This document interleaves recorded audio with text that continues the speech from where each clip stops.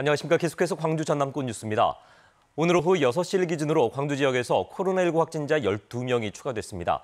신규 확진자 가운데는 중학생 2명과 초등학생 1명이 포함돼 있어 방역당국이 확진자가 나온 학교 3군데에서 학생 등을 대상으로 전수검사를 진행하고 있습니다.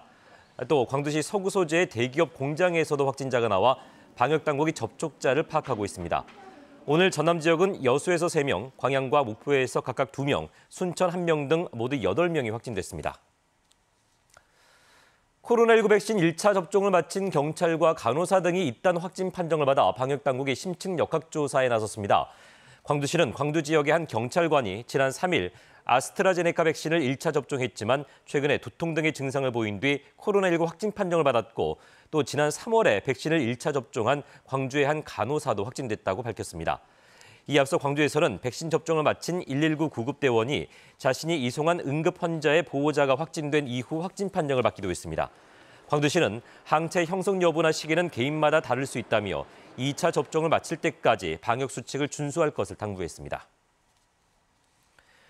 전국의 초등학생들이 5.18 민주화 운동에 대해서 쓴 시가 노래로 만들어졌습니다. 교과서에서만 배운 5.18을 아이들이 좀 더 쉽고 친근하게 접근할 수 있도록 뜻있는 교사들이 기획했는데요. 이 노래는 뮤직비디오로도 만들어집니다. 김혜린 기자가 보도합니다. 신나는 기타 반주에 노랫말이 흘러나옵니다.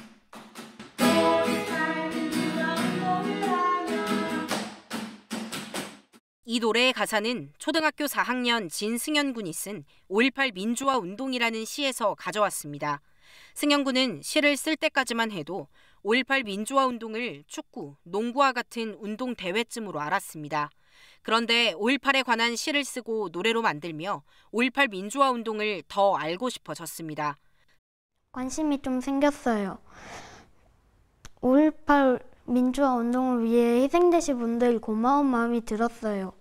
엄마하고 5.18 사적지 버스 투어도 신청해서 가볼 거예요. 진승현 군처럼 전국의 초등학생들이 쓴 5.18 관련 시 26편이 노래로 재탄생했습니다. 광주의 교사들이 5.18 민주화 운동 41주년을 맞아 기획한 활동입니다. 전국에서 초등학생들이 쓴 시 1,500편을 모았고 음악 선생님 20명이 선율을 붙였습니다. 5.18을 상징하는 주먹밥의 김과 단무지를 검은 총과 노란 탄피에 비유한 시부터 전 재산이 29만 원이라고 신고한 전두환 씨를 향한 궁금증이 담긴 시까지 아이들만의 시선이 고스란히 담겼습니다.